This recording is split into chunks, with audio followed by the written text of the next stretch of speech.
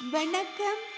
பழமொழிகள் கூறும் சமூக விழுமியங்கள் பற்றி ஆராய்வோம். இன்றைய பழமொழி, அரசினை நம்பி புருஷனை கைவிட்டது போல். அரசினை என்பது அரச மரத்தை குறிக்கும். திருமணமான பெண்கள் பிள்ளை பேறு பெற அரச மரத்தை சுற்றுவது, கட்டிய கணவனை கவனிக்காமல் வெறும் அரச மரத்தை சுற்றுவது பயன் தராது என்பது ஆகும்.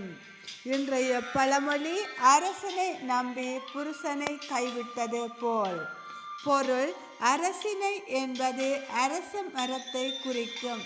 திருமணமான பெண்கள் பிள்ளை பேறு பெற அரச மரத்தை சுற்றி, கட்டிய கணவனை கவனிக்காமல் வெறும் அரச மரத்தை சுற்றுவது பயன் தராது என்பது ஆகும். நன்றி.